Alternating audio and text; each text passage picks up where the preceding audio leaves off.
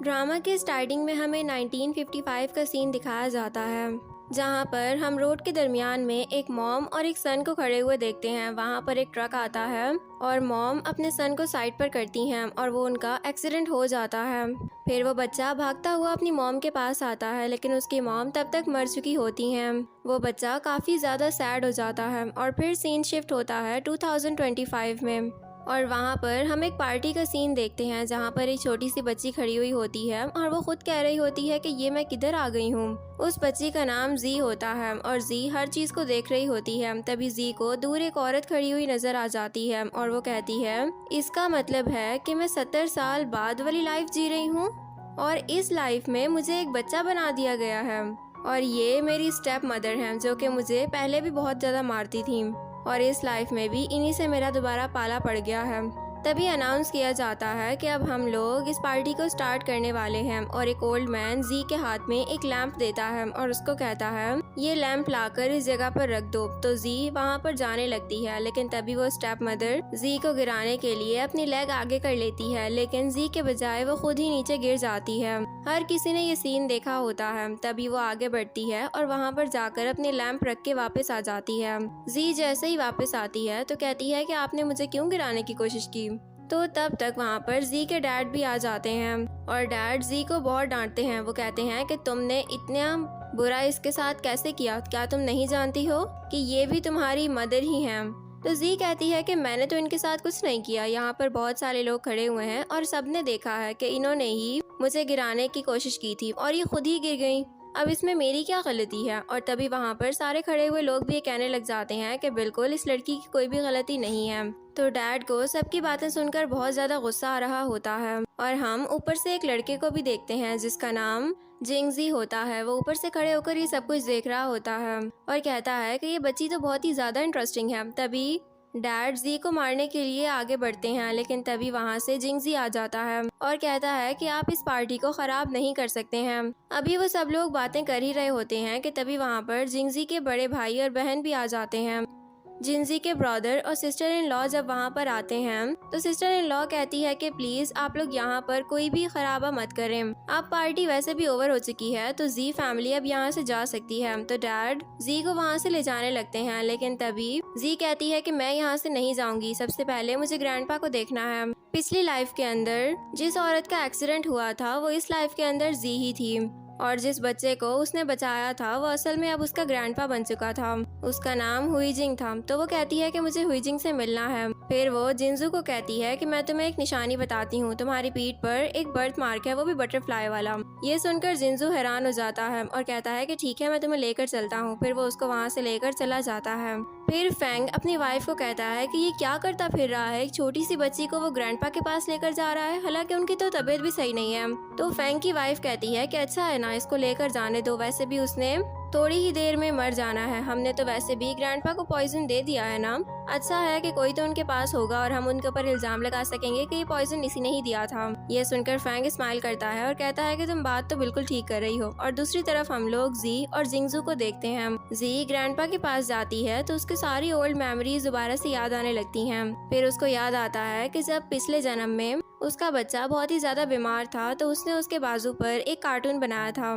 फिर हम प्रेजेंट का सीन देखते हैं जब वो सेम उसी तरह उसके बाजू पर एक कार्टून बनवा देती है और फिर उसके पास एक बैग होता है जिसके अंदर बहुत सारी नीडल्स भी होती हैं। जी कहती है कि देखो तुमने अभी तक इनको संभाल कर रखा हुआ है। फिर वो एक नीडल उठाती है और ग्रैंडपा की फिंगर पर लगाने लग जाती है। और दूसरी तरफ हम लोग जिंगजू को देखते हैं जो कि भागता हुआ नीचे जाता है और फैंग को कहता है कि ग्रैंडपा की तबीयत बहुत ही ज्यादा खराब हो रही है तो फौरन से डॉक्टर को बुला दें। फैंग कहता है कि ग्रैंडपा के साथ कौन है, तो जिंगजू कहता है कि उसके साथ जी है अभी। तो फैंग कहता है कि एक 6 साल की बच्ची क्या करेगी, तुम एक काम करो, तुम वापस रूम में जाओ, मैं तब तक डॉक्टर को बुला देता हूँ। तो जिंजू वहाँ से चला जाता है और इधर हम लोग जी को देखते हैं जो कि ग्रैंडपा को ट्रीट कर रही होती है उसी तरह जैसे उसने अपने पिछले जन्म में किया था। इस प्रोसेस को एक्यूपंक्चर कहा जाता है और हम जी को देखते हैं जो कि ग्रैंडपा का एक्यूपंक्चर कर रही होती है और कहती है कि इस प्रोसेस के बाद माइंड डिटॉक्सिफाई हो जाता है और हेल्थ भी काफी इम्प्रूव होती है। फिर वो सोचती है कि मेरे फादर एक मिशन में डेथ हो गई थी और उसी के कुछ टाइम बाद ही मेरी भी एक कार एक्सीडेंट में डेथ हो गई थी।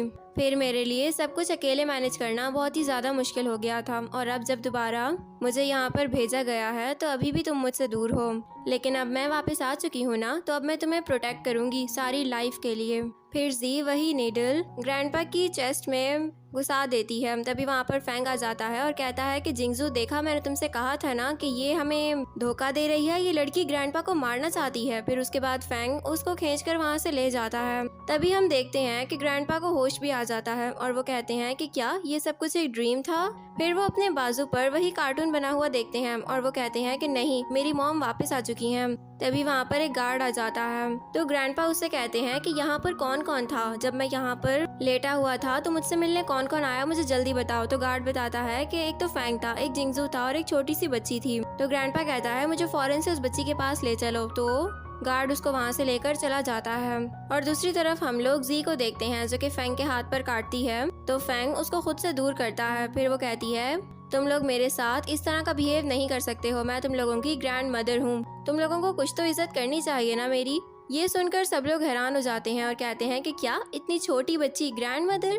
फिर फैंग की वाइफ कहती है कि जी अब तुम्हारी सारी बातें हमारी बर्दाश्त से बाहर होती जा रही हैं और जी के डैड भी उसको बहुत डांटते हैं, कहते हैं कि तुम्हारी जैसी डॉटर होने से तो ज्यादा अच्छा है कि हम लोग ऐसे ही रह लेते। फिर जी के डैड फैंग से सॉरी करते हैं और वो लोग जी को वहाँ से लेकर जाने लगते हैं, लेकिन तभी ग्रैंडपा नीचे आ जाते हैं और कहते हैं कि कौन सी बच्ची थी जो मेरे साथ थी। फैंग कहता है कि उस बच्ची ने आपको नीडल्स लगाने की कोशिश की थी, वो आपको मारना चाहती थी, तो आप उसके बारे में क्यों पूछ रहे हैं। फिर फैंग की वाइफ बताती है कि वो रही वो बच्ची। फिर ग्रैंडपा जी की तरफ देखता है और वो उसको देखता ही रह जाता है। जी भी भागती हुई ग्रैंडपा के पास आती है और फिर ग्रैंडपा नील डाउन करता है और वो दोनों एक दूसरे को हग कर लेते हैं। ग्रैंडपा कहता है कि मॉम आपने आने में बहुत टाइम लगा दिया है। तो बाकी सब लोग ये सुनकर हैरान हो जाते हैं, कहते हैं कि क्या मॉम, एक इतनी छोटी बच्ची एक ग्रैंडपा की मॉम है, लेकिन ऐसा कैसे हो सकता है। और जिंजू ये सोच रहा होता है कि क्या ये मेरी वाइफ है। नहीं नहीं, ऐसा नहीं हो सकता, मुझे लगता है कि मैंने कल रात कुछ ज्यादा ही ड्रिंक कर ली थी, शायद ये उसी का असर है। फिर जी ग्रैंडपा को कंसोल करती है और कहती है कि मुझे आने में थोड़ा टाइम हो गया है, लेकिन देखना अब मैं सब कुछ ठीक कर दूंगी। उसके बाद वो फैंग को नील डाउन करवाती है और उसको भी एक थप्पड़ मार देती है। वो कहती है कि क्या तुम्हें बड़ों से बात करने की तमीज नहीं है। फिर वो उसको एक स्टिक भी मारती है। तो फैंग की वाइफ भी नीचे बैठ जाती है और उससे सॉरी करती है, कहती है कि तुम ग्रेट ग्रैंड मदर हो, हम लोग ये मान चुके हैं, लेकिन प्लीज अब हमें छोड़ दो। तो जी उनको माफ कर देती है और फिर फैंग को मजा चखाने के लिए जी 100 कॉर्न्स मंगवाती है। जब गार्ड वहाँ पर 100 कॉर्न्स लेकर आता है तो जी कहती है कि ये सब कुछ तुम और तुम्हारी बीवी जरूर खाओगे। ये देखकर फैंग और उसकी वाइफ दोनों डर जाते हैं और वो दोनों वहाँ से भाग जाते हैं। तो जी कहती है कि ये इनके लिए बहुत ही अच्छा मौका है इनको सबक सिखाने का। फिर वो गार्ड्स को कह देती है कि ये उनको जरूर खिलाना, क्योंकि ये स्पेशली मैंने उन्हीं के लिए ही तो मंगवाए हैं। तो गार्ड्स ओके कर देते हैं। तभी जी के डैड कहते हैं कि ग्रैंडपा आप देख सकते हैं ना कि ये सब कुछ मेरी बेटी की वजह से ही पॉसिबल हो सका है। तो जी कहती है कि क्या आप अंधे तो नहीं हो गए हैं, आपको पता है ना कि आप मेरे साथ अपने सारे रिलेशंस खत्म कर चुके हैं, तो इसीलिए अब से आप दोनों मेरे लिए सिर्फ स्ट्रेंजर्स हैं, उससे ज्यादा कुछ भी नहीं। ये सुनकर डैड और उसकी वाइफ दोनों परेशान हो जाते हैं। तो जी के डैड उस पर हाथ उठाने लगते हैं, लेकिन उससे पहले ही ग्रैंडपा उसका हाथ अपनी स्टिक से रोक देते हैं और गार्ड्स को कहते हैं कि जी फैमिली को बाहर निकाल दो, क्योंकि आज से जी फैमिली की एक मेंबर है और तुम लोग मेरी मॉम पर हाथ नहीं उठा सकते हो। फिर गार्ड जी फैमिली को बाहर निकाल देते हैं और ग्रैंडपा फिर से जी को हग कर लेते हैं। तभी जिंजू कहता है ग्रैंडपा आप काफी वीक हो चुके हैं, आपको चलकर अभी रेस्ट करना चाहिए ना। तो ग्रैंडपा जी के साथ स्टेयर्स के ऊपर चले जाते हैं अपने रूम के अंदर और जिंजू अभी तक यही सोच रहा होता है कि ये हो क्या रहा है असल में। फिर दूसरी तरफ हम लोग जी, जिंगजू और ग्रैंडपा को देखते हैं। जी ग्रैंडपा से कहती है कि मुझे वापस आने में बहुत टाइम लग गया है। तो ग्रैंडपा कहता है कि बिल्कुल मॉम, मैंने सारी लाइफ आपके बगैर गुजार दी है, लेकिन अब आप आ गई हैं तो मैं आपको कहीं पर भी नहीं जाने दूंगा। तो जिंगजू कहता है कि ये कैसे मुमकिन है, एक छोटी सी बच्ची ग्रैंडपा आपकी मदर कैसे हो सकती हैं। तो जी कहती है कि तुम भी बिल्कुल अपने ग्रैंडपा की तरह ही हो, लेकिन बस तुम्हारे अंदर दिमाग की थोड़ी कमी है। तो ग्रैंडपा कहते हैं कि मैं इसकी बहुत अच्छे से तरबियत नहीं कर सका हूँ। जी कहती है कि ये तुम्हारी भी गलती नहीं है, बल्कि ये आज की सोसाइटी की ये गलती है। फिर जी जिंगजू के पॉकेट से वो कार्ड निकाल लेती है जिससे वो अपने सारे एक्सपेंसेस उठाता था और फिर वो ग्रैंडपा को देकर कहती है कि ये तुम्हारा कार्ड है ना, ये तुम अपने पास रखो, आइंदा से जिंगजू जो भी कुछ कमाएगा वो उसी से ही खर्च करेगा। और अब से ये कंपनी भी ज़रूर जाया करेगा। तो ग्रैंडपा कहता है कि ठीक है मॉम, जैसे आप कहेंगी मैं बिल्कुल वैसे ही करूँगा। और जिंजू को अब बहुत ही ज़्यादा गुस्सा आ रहा होता है जी पर। फिर नेक्स्ट सीन में हम लोग मॉर्निंग का सीन देखते हैं। जब जिंगजू सो रहा होता है तभी वहाँ पर जी आ जाती है और वो जिंगजू को उठाती है, तो वो नहीं उठता। तो वो स्पीकर से अनाउंसमेंट करती है कि आप उठ जाओ। तो जिंगजू कहता है कि अभी तो सिर्फ 8 बजे हैं, मुझे थोड़ा सा और सोने देना। जी कहती है कि तुमने 9 बजे कंपनी भी जाना है और अब तुम्हारे पास कोई भी पैसे नहीं है खर्च करने के लिए, तुम ये बात जानते हो ना। तो जिंगजू कहता है कि ठीक है मैं तब तक उठ जाऊंगा। लेकिन तभी वहाँ पर गार्ड्स आ जाते हैं और जी उन गार्ड्स को रूम में छोड़कर वहाँ से बाहर आ जाती है। जब वो नीचे आती है तो हम लोग देखते हैं कि ग्रैंडपा ने ब्रेकफास्ट के लिए पूरी टेबल को ही सजा कर रखा होता है और ग्रैंडपा कह रहे होते हैं कि आज सब कुछ मैं अपने हाथों से करूंगा क्योंकि मेरी मॉम वापस आ चुकी हैं। फिर जब जी नीचे आती है तो ग्रैंडपा उनको एक चेयर पर बिठाते हैं। फिर जी कहती है कि ये सब कुछ बहुत ज्यादा है। तो ग्रैंडपा कहते हैं कि आपने पिछली लाइफ में मेरा बहुत ख्याल रखा था, आप जानती है ना, अब ये मेरी बारी है, इस लाइफ में मैं आपका बहुत ज्यादा ख्याल रखूंगा। फिर ग्रैंडपा असिस्टेंट को कहते हैं कि आइंदा के बाद हमारे घर में और हमारी फैमिली में जो भी ऑर्डर्स होंगे वो जी ही दिया करेगी और उसके अलावा आप लोगों ने किसी के ऑर्डर्स मानने भी नहीं हैं। तो असिस्टेंट ओके कर देता है। तभी हम देखते हैं कि रूम से सारे गार्ड्स निकलकर बाहर आ जाते हैं और तभी जिंगजू भी नीचे आ जाता है और अपने ग्रैंडसन को देखकर जी को अपनी पिछली लाइफ याद आ जाती है। और तभी हम लोग फ्लैशबैक देखते हैं जहाँ पर जी जिंगजू के साथ ही खड़ी हुई होती है। वो दोनों फोटोज बनवा रहे होते हैं और वो दोनों बहुत शाइनेस भी फील कर रहे होते हैं। देन सीन वापस प्रेजेंट में शिफ्ट होता है और जी सोचती है कि तुम तो बिल्कुल अभी भी अपनी प्रीवियस लाइफ के जैसे ही लग रहे हो। फिर वो जिंगजू को कहती है कि अब तुमने फौरन से ऑफिस जाना है वरना तुम्हारे हाथ से सब कुछ निकल जाएगा और अब तो तुम्हारे पास कार्ड भी नहीं है ना। ये सुनकर जिंगजू फौरन से वहाँ से भाग जाता है। फिर नेक्स्ट सीन में हम लोग जिंगजू और जी को देखते हैं। वो दोनों कार से निकलते हैं और अंदर चले जाते हैं। तभी वहाँ पर खड़े एम्प्लॉयज बातें करने लगते हैं। एक कहता है कि क्या जिंगजू ने इतनी छोटी बच्ची से शादी कर ली होगी। तो दूसरा एम्प्लॉय कहता है कि नहीं, लगता तो नहीं है कि इन दोनों ने शादी की होगी, लेकिन दिखने में ये बिल्कुल जी फैमिली की जैसे ही लग रही थी। हो सकता है कि ये उनकी कोई अडॉप्टेड डॉटर हो या कोई ऐसी डॉटर जो कि अब मिली हो उन्हें आकर। और दूसरी तरफ हम लोग देखते हैं कि फैंग भी उन दोनों को अंदर जाते हुए देख लेता है। फिर अगले सीन में हम लोग जी को देखते हैं जो कि सारी फाइल्स को चेक कर रही होती है और साथ ही वो ये भी सोच रही होती है कि ग्रैंडपा को पॉइजन दिया किसने होगा और उसका शक सिर्फ फैंग पे ही जाता है। और फिर वो देखती है कि जिंगजू सो रहा होता है तो जी उसके पास जाती है और कहती है ये मेरा ग्रेट ग्रैंडसन तो बहुत ही ज्यादा फारिग इंसान है, ये हमारी सारी कंपनी को कैसे चला पाएगा। लेकिन फिर वो स्माइल कर देती है कि ये ठीक हो जाएगा। फिर नेक्स्ट सीन में हम लोग फैंग को देखते हैं जो कि अपनी वाइफ को बता रहा होता है कि जैसे मैंने सोचा था ना बिल्कुल वैसा ही हुआ है। जी जैसे ही आई है उसने फौरन से कंपनी संभाल ली है और अब तो जिंगजू भी उसका साथ देने के लिए कंपनी पहुंच चुका है। तो फैंग की वाइफ कहती है तुम फिक्र मत करो, तुम्हारी जगह कोई भी नहीं ले सकेगा। तो फैंग स्माइल करता है और दूसरी तरफ हम लोग जिंजू को देखते हैं जो कि काफी गुस्से में होता है। जब फैंग वहाँ पर आता है तो कहता है कि तुम इतना गुस्सा क्यों कर रहे हो, ठीक तो हो ना। तो जिंजू कहता है कि वो जो छोटी सी फजूल बच्ची है ना उसने मुझसे मेरे सारे क्रेडिट कार्ड्स ले लिए हैं, अब मेरी पॉकेट भी बिल्कुल मेरे फेस की तरह क्लियर है। तो फैंग सोचता है कि ये बहुत ही अच्छा मौका है, मैं इसको अपना कार्ड दे देता हूँ और फिर इस तरह जब ये कंपनी को संभालेगा तो ये मुझे भी प्रॉफिट देगा। तो फैंग उसको अपना कार्ड भी दे देता है। जिंजू कार्ड को लेकर बहुत ही ज्यादा खुश हो जाता है और फिर फैंग उसको इतना खुश होते हुए देखता ही रह जाता है। फिर दूसरी तरफ हम लोग जिंगजू को देखते हैं जो कि शोरूम में जाता है और वहाँ पर वो सारी महंगी गाड़ियों को पैक करवा देता है। वो कहता है कि जितनी भी कार्स हैं ये सारी मेरे घर पर पहुँचा दीजिएगा। ये सुनकर वो वेटर बहुत ही ज्यादा हैरान हो जाती है कि क्या इतना ज्यादा अमीर है ये।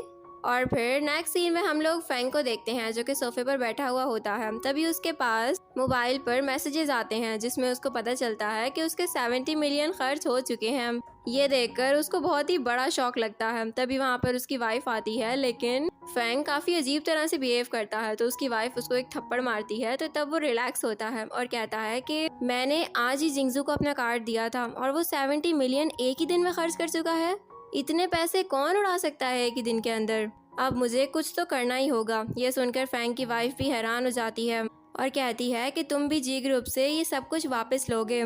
तो फैंग कहता है कि बिल्कुल मुझे कुछ करना पड़ेगा। और फिर दूसरी तरफ हम लोग जी को देखते हैं जो कि एक बहुत ही बड़ा सा बिल देख रही होती है जो कि उन्हीं कार्ड्स का बिल होता है और वो बहुत खुश होती है। तभी वहाँ पर ग्रैंडपा आ जाते हैं और कहते हैं कि मॉम क्या आपको लगता है कि ये सब कुछ ठीक होगा, अब तो वो यहाँ से चला भी गया है ना। तो जी कहती है कि उसने वैसे भी जी ग्रुप को बहुत ही ज्यादा खाया है, अब तो सब कुछ वापस पे करने का टाइम आया है, तो पे करने दो ना उसको। जब उसके पास पैसे नहीं होंगे ना तो तुम देखना कि वो बहुत ही कुछ डिस्परेट करने की कोशिश करेगा और तब उसकी असलियत सबके सामने भी आ जाएगी। तो ग्रैंडपा कहता है कि मॉम आप तो बहुत ही ज्यादा अक्लमंद हैं, लेकिन क्या आप जानती हैं कि जिंगजू एक पार्टी करने वाला है। तो जी कहती है कि ठीक है, ये पार्टी उसकी लास्ट पार्टी होगी, इसके बाद वो कभी पार्टी करने के बारे में सोच भी नहीं सकेगा।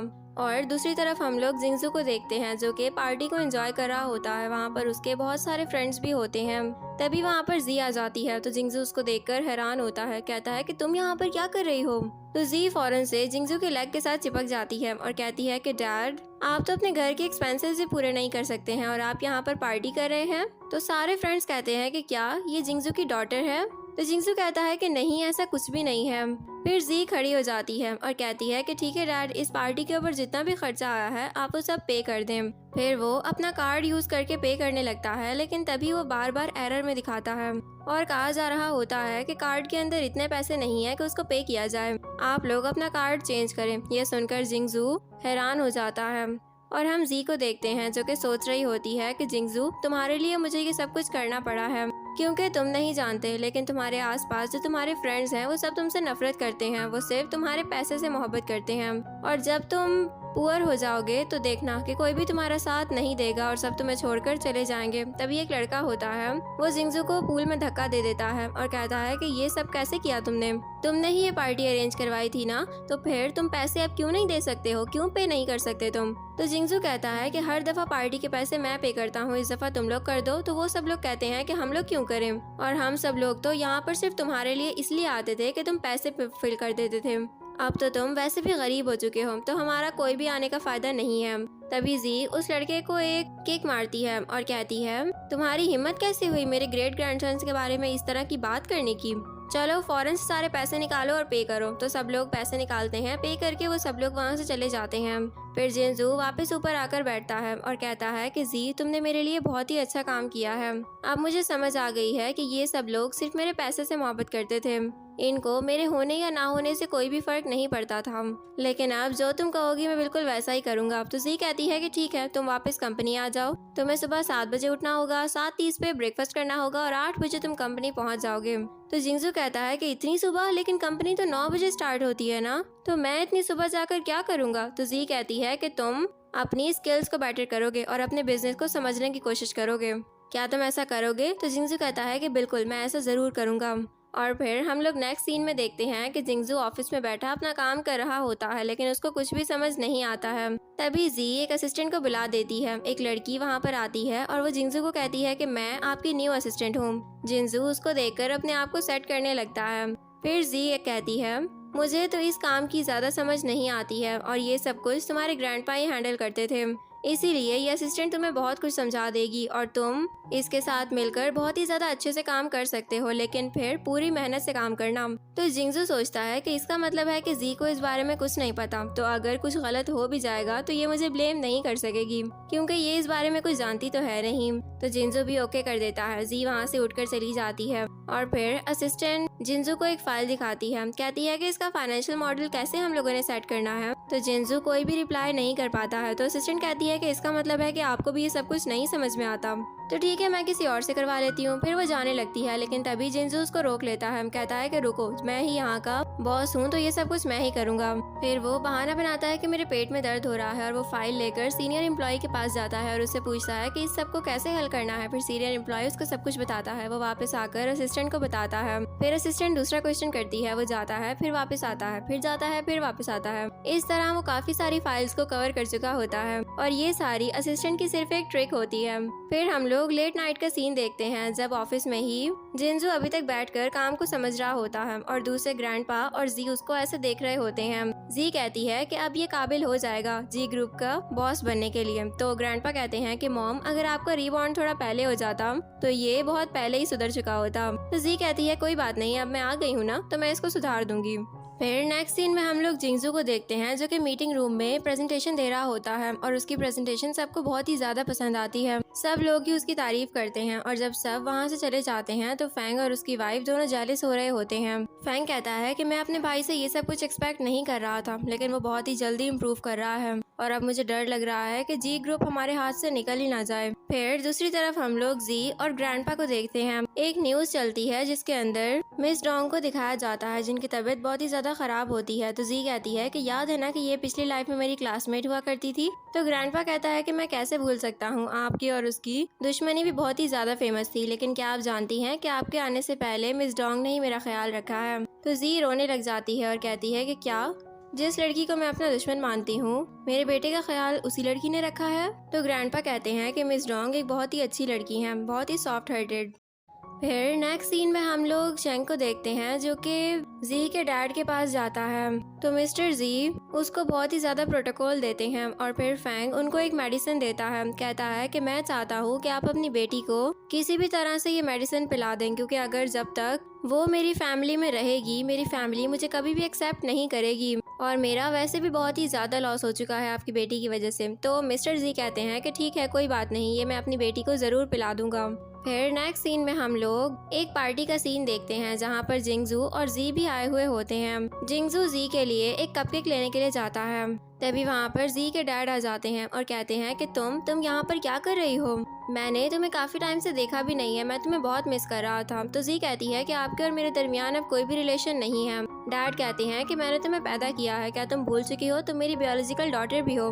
तो जी कहती है कि ऐसी डॉटर होने का क्या फ़ायदा जिसका डैड बहुत ही ज़्यादा ग्रीडी हो। तो डैड को बहुत ही ज़्यादा गुस्सा आता है। तभी वहाँ पर जिंगजू आ जाता है और कहता है कि क्या आप मेरी ग्रैंड मदर को बुली करने की कोशिश कर रहे हैं। तो डैड कहते हैं कि नहीं, ऐसा कुछ भी नहीं है। फिर वहाँ पर मिसेस जी भी आ जाती हैं और वो कहती हैं कि हम लोग तो सब कुछ ठीक करने के लिए यहाँ पर आए हैं, रुको मैं तुम्हारे लिए ड्रिंक लेकर आती हूँ। फिर वो उसी टेबल के पास जाती है और अपनी रिंग में से वही मेडिसिन थोड़ी सी निकाल कर वो ड्रिंक के अंदर मिक्स कर देती है और फिर वो ड्रिंक लाकर जी को दे देती है। तो जी कहती है कि ठीक है, एक मेरे डैड पी लेते हैं, आप तो वैसे भी नहीं पी सकती हैं क्योंकि आप प्रेग्नेंट हैं, तो एक ड्रिंक मैं जिंगजू को दे दूंगी। फिर वो एक गिलास अपने डैड को देती है और दूसरा जिंगजू को दे देती है। जिंगजू वो ड्रिंक पीता है और फिर वो दोनों वहाँ से चले जाते हैं और डैड उन दोनों को स्माइल करके देख रहे होते हैं, एक वियर्ड स्माइल। फिर दूसरी तरफ हम लोग जी को देखते हैं जो कि अपने ग्रैंडपा के साथ मिसेस डोंग से मिलने के लिए जाती है। मिस डोंग ग्रैंडपा को देखकर कहती हैं कि देखो कितना टाइम हो गया है ना कि तुम मुझसे मिलने के लिए भी नहीं आए, मैंने तुम्हें इतना बड़ा किया है और तुम मुझे ही भूल गए हो, ये तो बिल्कुल भी अच्छी बात नहीं है। तो ग्रैंडपा कहते हैं कि मिस मैं आपको कैसे भूल सकता हूँ, आपने ही मुझे इतना बड़ा किया है और मुझे पाला है। तभी वहाँ पर जी भी आ जाती है और जी कहती है कि तुम तो कितनी ज्यादा बूढ़ी हो चुकी हो ना डोंग, क्या तुम्हें सब कुछ याद है।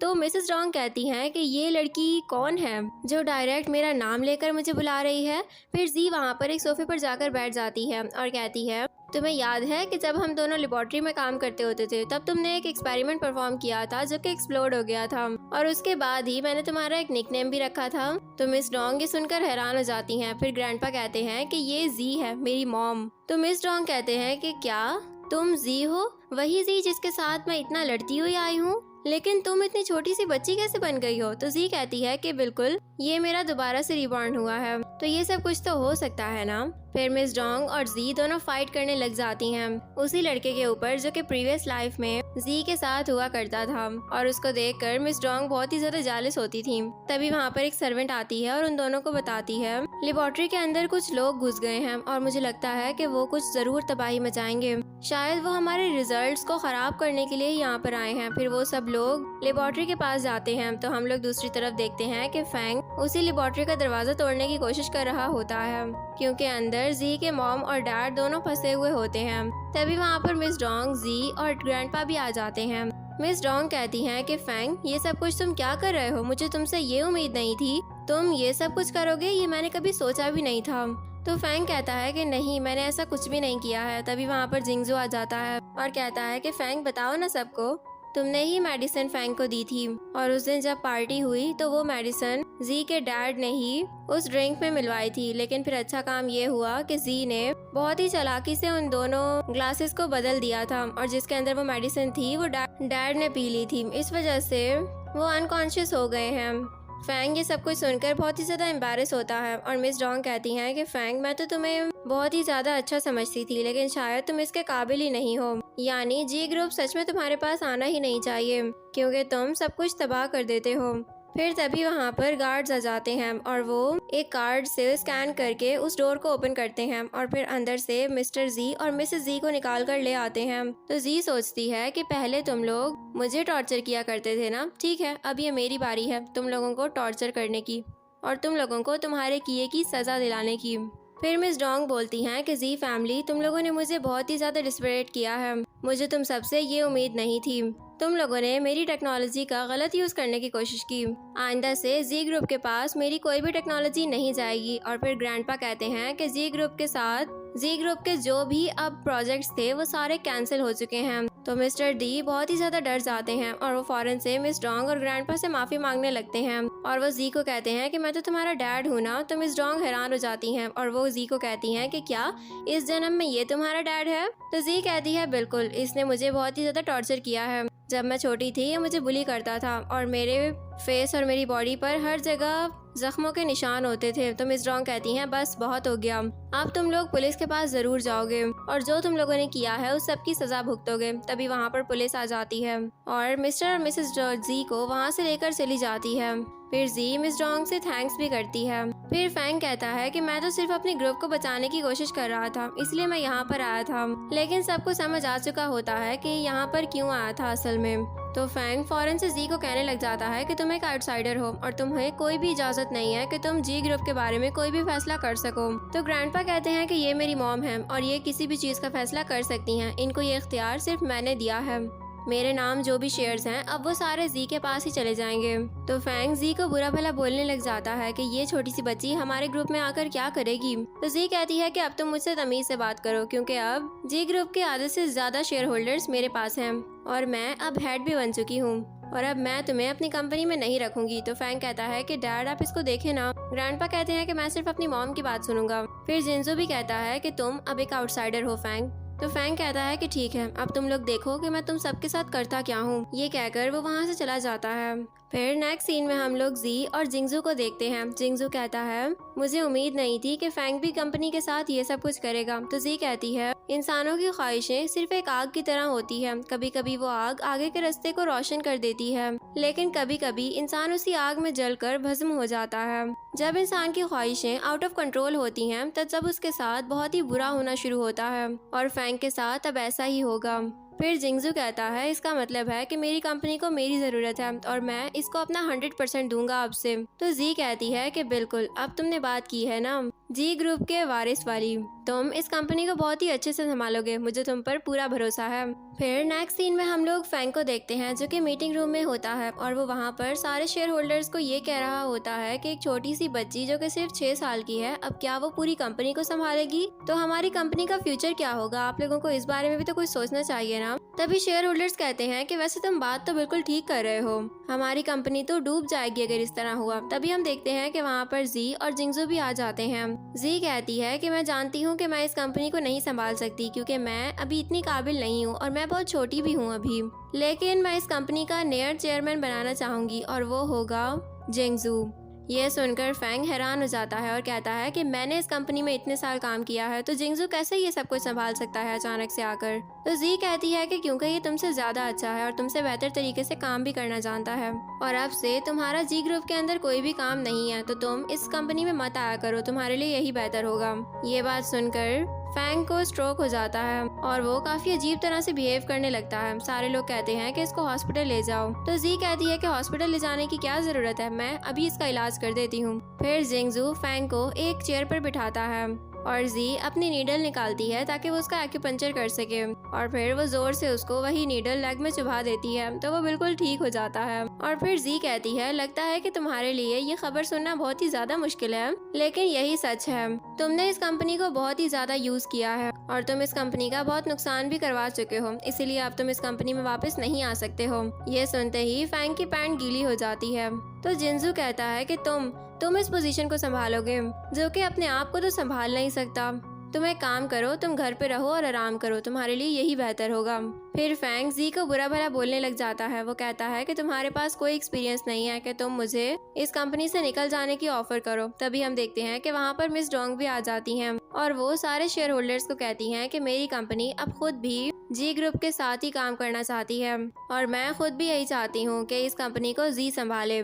जैसा ये चाहे इस कंपनी में सिर्फ वैसा ही हो सब कुछ। तो जी कहती है कि मिस डोंग आपने बहुत ही अच्छा काम किया है और मिस डोंग कहती हैं कि फैंग अब तुम इस कंपनी से निकल जाओ क्योंकि तुम्हारा यहाँ पर कोई काम भी नहीं है। तो फैंग को वहाँ से जाना पड़ता है और फिर जी भी स्माइल करने लग जाती है कि उसका प्लान सक्सेसफुल हो चुका है। फिर दूसरी तरफ हम लोग जी को देखते हैं जो कि मिस डोंग के पास जाती है और जी कहती है प्रीवियस लाइफ के अंदर आप तो मुझसे बहुत ही ज्यादा लड़ती थी ना, तो अभी इस तरह क्या हो गया है कि तुम मेरा साथ देने लग गई हो।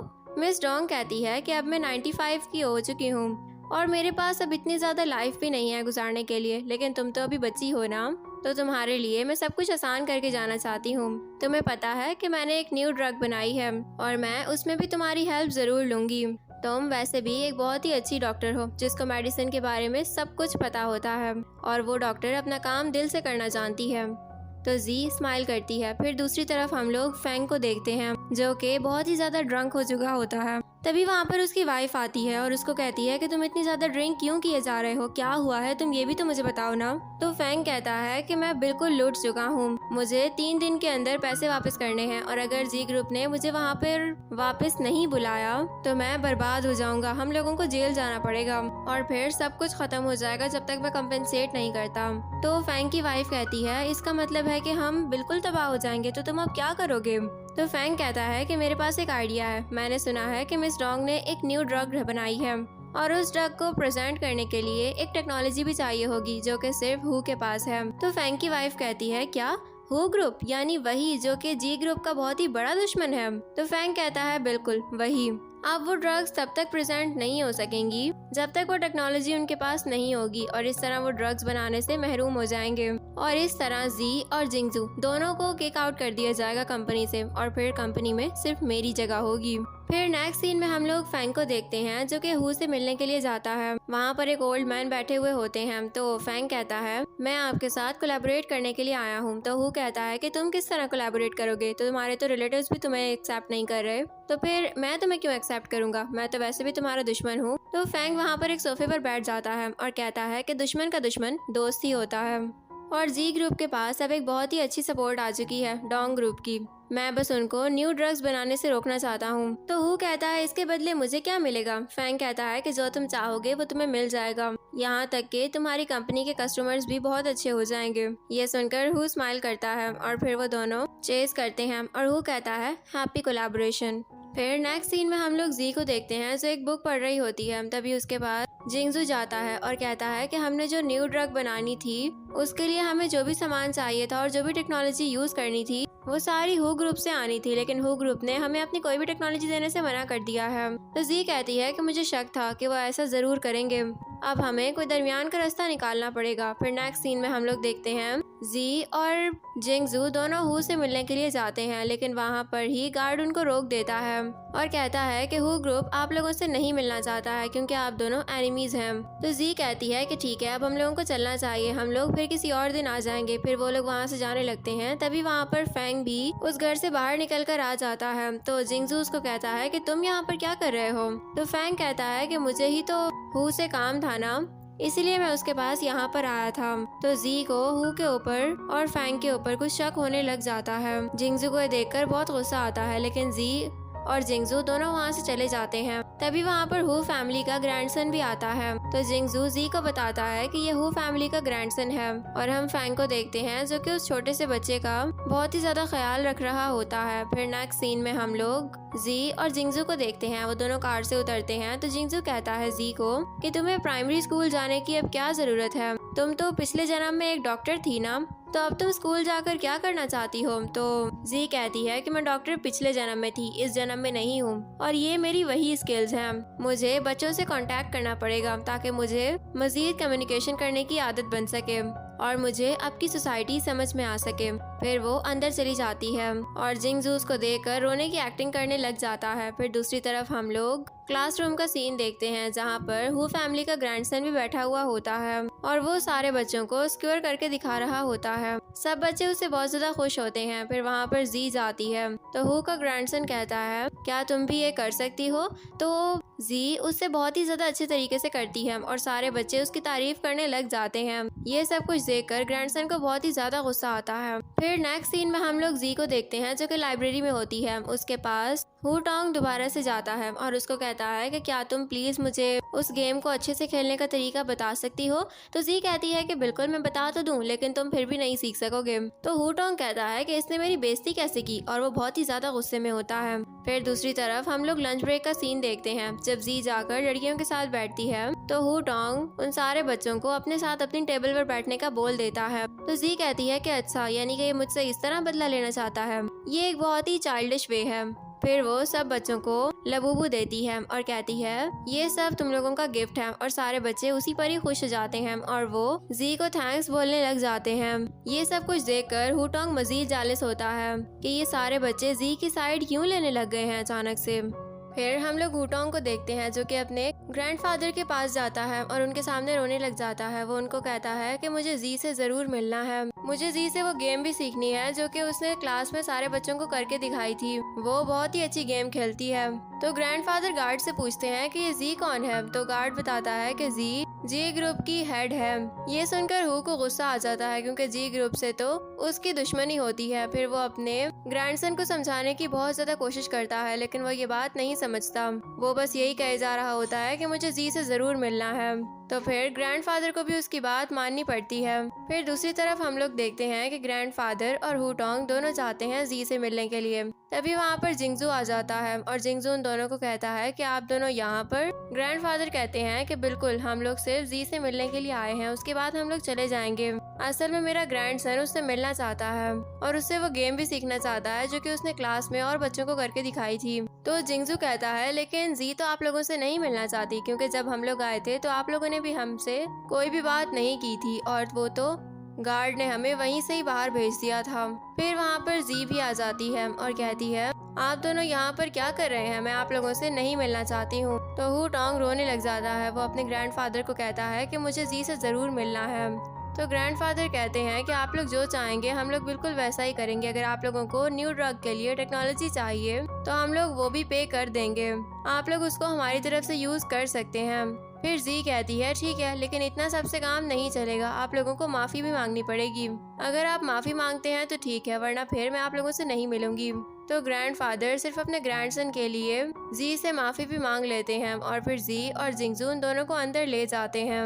फिर हम लोग नेक्स्ट सीन में देखते हैं कि हु टोंग जी के साथ खेल रहा होता है। तभी वहाँ पर ग्रैंडपा भी आ जाते हैं और वो हु को अपने घर में देखकर कहते हैं कि देखा, मैंने कहा था ना कि एक दिन तुम मेरे घर पर जरूर आओगे। तो हु कहता है कि मैं सिर्फ अपने ग्रैंडसन की वजह से यहाँ पर आया हूँ। तो ग्रैंडपा कहते हैं कि लेकिन आए तो हो ना, मैंने तुमसे बस यही कहा था। और उनकी ये बातें होती हैं और तभी उनके दरमियान फाइट स्टार्ट हो जाती है। जी उन दोनों को कहती है कि आप दोनों इतने बूढ़े हो चुके हैं लेकिन अभी तक आप लोगों ने लड़ना नहीं छोड़ा। फिर जी अपने ग्रैंडपा को सोफे पर बिठाती है और हु टोंग अपने ग्रैंडपा को बिठाता है और वो दोनों उन दोनों को मनाने लग जाते हैं कि आप लोग एक हो जाएं, आप लोग फिर से दोस्ती कर लें ताकि ये सारे क्लैशेस खत्म हो सकें। तो जी के ग्रैंडपा कहते हैं ठीक है, मैं सिर्फ अपनी मदर के कहने पर ये सब कुछ कर रहा हूँ। और हु कहता है मैं भी अपने ग्रैंडसन की वजह से ये सब कुछ कर रहा हूँ। और फिर वो दोनों दोस्ती कर लेते हैं। ये देखकर जी और हु टोंग दोनों हंसते हैं। फिर नेक्स्ट सीन में हम लोग जी को देखते हैं जो कि एक एक्सपेरिमेंट कर रही होती है और फिर वो भाग कर आती है मिस डोंग के पास।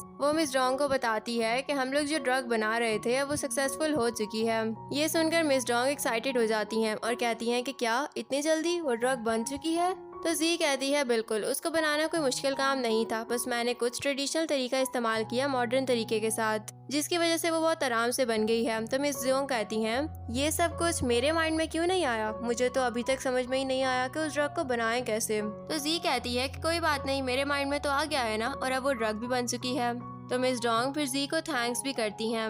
और दूसरी तरफ हम लोग फैंग को देखते हैं जो कि एक फाइल देख रहा होता है और वो बहुत ही ज्यादा गुस्से में भी होता है। वो उस फाइल को जोर से टेबल पर फेंकता है और कहता है, मुझे यकीन नहीं आता कि तुम सिर्फ 6 साल की बच्ची हो, तुम्हारे पास इतना दिमाग कहाँ से आ सकता है। तुमने हु फैमिली को ही कन्विंस कर लिया, हालांकि वो तो तुम्हारी दुश्मन थी और मेरे सारे प्लान भी फेल हो चुके हैं। तो फैंग की वाइफ कहती है कि अगर वो ड्रग मार्केट में आ गई तो इससे जी ग्रुप को बहुत ही ज्यादा फायदा होगा, हमें कुछ सोचना पड़ेगा। तो फैंग कहता है, लेकिन मैं उस ड्रग को मार्केट में आने ही नहीं दूंगा, उससे पहले ही वो खत्म हो जाएगी। फिर वो सोफे पर बैठता है और वो किसी को कॉल मिलाता है। और दूसरी तरफ हम लोग देखते हैं कि वो कोई और नहीं बल्कि जिंगजू की असिस्टेंट ही होती है, जो कि फैंग को कहती है कि ठीक है, मैं सब कुछ समझ चुकी हूँ। फिर नेक्स्ट सीन में हम लोग देखते हैं कि ग्रैंडपा और जी और बाकी सब लोग एक हॉल रूम में बैठे हुए होते हैं। तब वहाँ पर जिंगजू आता है और सबको बताता है कि आज हमारी ड्रग की फाइनली लॉन्च होने वाली है और सब लोग इस वजह से बहुत ही ज्यादा खुश होते हैं। फिर जिंगजू अपनी प्रेजेंटेशन देता है जो कि सबको बहुत ही ज्यादा पसंद आती है। तभी वहाँ पर फैंग आ जाता है और वो कहता है, इस ड्रग के अंदर बहुत ही ज्यादा प्रॉब्लम्स हैं। तो जी कहती है कि तुम झूठ क्यों बोल रहे हो, ये ड्रग बिल्कुल ठीक है। तो फैंग कहता है कि ठीक है, तो तुम लोग उस ड्रग की फाइल्स मुझे दिखा दो, मैं मान लूंगा। फिर असिस्टेंट वो फाइल्स खोलती है, लेकिन वो सारी फाइल्स करप्ट होती हैं। असिस्टेंट कहती है कि ऐसे लगता है कि वो सारी फाइल्स डिलीट हो चुकी हैं। फिर फैंग सबको बताता है कि क्योंकि वो ड्रग सिर्फ एक छोटी बच्ची ने बनाई है जो कि 6 साल की है, तो वो ड्रग आप लोग सब किस तरह यूज कर सकते हैं। तभी हम लोग देखते हैं कि स्क्रीन पर फैंग की वीडियोस चलने लग जाती हैं, जिसमें फैंग एक चेक किसी लड़की को दे रहा होता है और वो कहता है कि काम टाइम पर हो जाना चाहिए। फिर वहाँ पर रिपोर्टर्स आ जाते हैं और कहते हैं कि ये सब कुछ क्या हो रहा है, क्या ये सब कुछ आपने किया है। तो फैंग कहता है कि ये सब कुछ क्या बकवास है। तो असिस्टेंट वहाँ पर आती है और कहती है कि ये सब कुछ बकवास नहीं बल्कि ये सब कुछ सच है। उसके बाद वो सारी चैट्स भी स्क्रीन पर दिखाती है जो कि फैंग ने असिस्टेंट को की होती हैं। फैंग कहता है कि तुमने मुझे धोखा दिया है। तो फैंग कहता है, आप देखो कि मैं तुम्हें नहीं छोड़ूंगा। तो असिस्टेंट बोलती है, मैं तुम्हें ये बताना भूल गई थी कि मैं एक एजेंट हूँ और मैं अपने वर्क के साथ बहुत ही ज्यादा लॉयल हूँ। ये सुनकर जिंगजू और फैंग दोनों हैरान हो जाते हैं। फिर सीन फ्लैशबैक में जाता है जहाँ पर हम लोग जी को देखते हैं जो कि उसी एजेंट यानी असिस्टेंट से मिल रही होती है और कहती है कि अब मैंने तुम्हें कुछ और काम भी देने हैं, तुम लोग उसको अच्छे से करना। तो असिस्टेंट कहती है कि बिल्कुल आप बेफिक्र रहें, मैं सब कुछ बहुत अच्छे से करूंगी। देन सीन वापस प्रेजेंट में शिफ्ट होता है जब असिस्टेंट सबको बता रही होती है कि ये जो फैंग है ये सिर्फ एक भेड़िया है, इससे ज्यादा कुछ भी नहीं, और इसी की वजह से आज ही जी ग्रुप इतना ज्यादा सफर कर रहा है। फिर फैंग कहता है कि नहीं, ये सब कुछ झूठ है, ऐसा कुछ भी नहीं है। फिर जिंगजू कहता है कि फैंग, अब तुमने जो कुछ भी कहना है तुम वो पुलिस को कह सकते हो। तभी जी सबको कहती है कि ग्रैंडपा को मेडिसिन में पॉइजन मिलाकर देने वाला भी सिर्फ यही इंसान था। तो ग्रैंडपा कहते हैं कि क्या तुमने मुझे उस रात पॉइजन दिया था, इस वजह से मेरी हालत खराब होना शुरू हो गई थी। मैंने तुम्हें जी ग्रुप का हेड बनाया और तुमने हमारे साथ क्या किया, अब तो तुम्हें पुलिस ही लेकर जाएगी। तभी हम देखते हैं कि वहाँ पर पुलिस आ जाती है और वो फैंग को अपने साथ लेकर चली जाती है। फिर नेक्स्ट सीन में हम लोग जी, मिस डोंग और ग्रैंडपा को बाकी सब लोगों को देखते हैं जो कि साथ बैठकर खाना खा रहे होते हैं। तभी मिस डोंग को पता चलता है कि उनकी लेबोरेटरी में कोई बहुत बड़ा मसला हो गया है, तो वो जी को अपने साथ लेकर वहाँ पर चली जाती हैं। दूसरी तरफ हम लोग लेबोरेटरी का सीन देखते हैं जहाँ पर मिस डोंग और जी आती हैं, तो उनको पता चलता है कि उनका सिस्टम किसी ने हैक कर लिया है और अब डाटा भी लॉस हो सकता है। फिर जी फौरन से कंप्यूटर पर कुछ टाइप करना शुरू कर देती है और वो किसी की भी बातों पर ध्यान नहीं देती और फिर वो अपनी पेंटिंग स्टार्ट कर देती है। वो पेपर पर कुछ लिख रही होती है। तभी अंकल चैन उसको देखकर कहते हैं कि ये बच्ची, पता नहीं मिस डोंग इसको यहाँ पर क्यों लेकर आ गई हैं, ये हमारे सीक्रेट बेस के अंदर भी पेंटिंग ही कर रही है। तभी जी कुछ देर बाद खड़ी होती है और वो फौरन से कीबोर्ड पर आकर कुछ टाइप करने लग जाती है। अंकल शन और बाकी सब लोग अभी भी उसको बुरा भला बोल रहे होते हैं। वो सब कहते हैं कि इतनी छोटी सी बच्ची ये सब कुछ कैसे कर सकती है, लेकिन तभी हम देखते हैं कि जी सब कुछ ठीक कर देती है और मिस डोंग जी को थैंक्स बोलती हैं और सबको बताती हैं कि मैंने कहा था ना कि ये बच्ची बहुत ही ज्यादा टैलेंटेड है। फिर नेक्स्ट सीन में हम लोग जी को देखते हैं जो कि एक स्ट्रीट से जा रही होती है। तभी वहाँ पर उसके डैड आ जाते हैं, तो वो अपने डैड को धक्का दे देती है और वहाँ से जाने लगती है, लेकिन तभी मिसेस जी को पकड़कर वैन में डाल देती हैं और फिर वो दोनों उसको वहाँ से लेकर चले जाते हैं। फिर दूसरी तरफ हम लोग ग्रैंडपा को देखते हैं जो कि जी के अभी तक घर वापस ना आने पर बहुत ही ज्यादा परेशान होते हैं और इधर जी को उसके डैड ने बांध कर रखा हुआ होता है और डैड उसको कहते हैं कि तुम एक बहुत ही बुरी लड़की हो, तुम एक बिल्कुल भी अच्छी डॉटर नहीं बन सकी हो। तो जी कहती है कि आप कौन सा कोई अच्छे डैड बन चुके हैं और हम देखते हैं कि जी अपने मोबाइल से अपनी लोकेशन बहुत ही चालाकी से ग्रैंडपा को सेंड कर देती है। फिर वहाँ पर असिस्टेंट भागती हुई आती है दूसरी तरफ और हम लोग देखते हैं वो ग्रैंडपा और जिंगजू को बताती है कि जी ने अपनी लोकेशन सेंड की है। फिर वो लोग लोकेशन को फौरन ट्रेस करते हैं और फिर भागते हुए ग्रैंडपा सारे गार्ड्स को ऑर्डर देते हैं कि चलो फौरन हम लोगों ने उसको बचाना है। और दूसरी तरफ मिस डोंग तक भी खबर चली गई होती है। वो कहती हैं कि मेरी बेस्टी को किडनैप करने की किसकी हिम्मत हुई। फिर वो भी अपने गार्ड्स के साथ वहाँ से निकल जाती हैं। और इधर हम लोग जी को देखते हैं, वहाँ पर मिसेस जी आती हैं। तो फिर जी के डैड कहते हैं कि तुम यहाँ पर बैठो, मैं बाथरूम से हो आता हूँ। फिर जी की मॉम वहाँ पर बैठ जाती हैं। तो जी उनको कहती है कि आप तो कितनी ज्यादा इनोसेंट है ना, आपको पता है कि डैड क्या कह रहे थे। वो ये कह रहे थे कि जिस तरह उनको मुझसे पैसा मिलेगा वो आपको छोड़कर अब्रॉड चले जाएंगे, बहुत ही ज्यादा दूर, और फिर वो कभी भी पलटकर आपको नहीं पूछेंगे। तो मिसेस जी कहती हैं कि क्या सब कुछ ऐसा ही था। तभी वहाँ पर डैड भी आ जाते हैं। तो उन दोनों की लड़ाई हो जाती है और मौके का फायदा उठाकर जी वहाँ से भाग जाती है। जब वो स्टेयर से नीचे उतरती है तो उसके पीछे ही डैड और मॉम भी आ चुके होते हैं। डैड कहते हैं कि तुम्हारे भागने का कोई भी फायदा नहीं है। तभी जी अपने डैड को एक पंच मारती है। तब तक वहाँ पर ग्रैंडपा और मिसेस डोंग भी आ चुके होते हैं और जी भागते हुए उनके साथ वहाँ से चली जाती है। और जो उनके गार्ड्स होते हैं वो मिस्टर और मिसेस जी को पकड़ लेते हैं।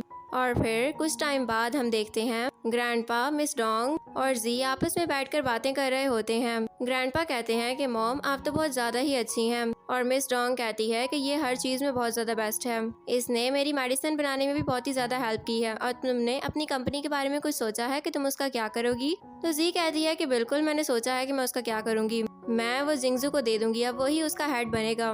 तो ग्रैंडपा कहते हैं लेकिन वो तो अभी इस काबिल भी नहीं है कि वो इस फैमिली का वारिस बन सके। तो जी कहती है कि उसका इंतजाम भी मैंने कर दिया है। फिर हम लोग जिंगजू के रूम का सीन देखते हैं। वहाँ पर असिस्टेंट जाकर जिंगजू को उठाती है तो वो कहता है कि मैंने कल रात बहुत ज्यादा काम किया था, अभी मुझे प्लीज थोड़ी देर सोने दो। फिर असिस्टेंट के पास वही स्टिक होती है जो कि जी ने पहले भी जिंगजू को मारी होती है। असिस्टेंट वही स्टिक फिर से जिंगजू को मारती है और जिंगजू जोर से चीखता है और नीचे उसके चीखने की आवाज जी, ग्रैंडपा और मिस डोंग तक भी जाती है। वो तीनों भी स्माइल करते हैं कि अब इसके पास असिस्टेंट आ चुकी है और अब इसको असिस्टेंट ही सही कर सकती है। और इसी सीन पर हमारे इस ड्रामा की हैप्पी एंडिंग हो जाती है।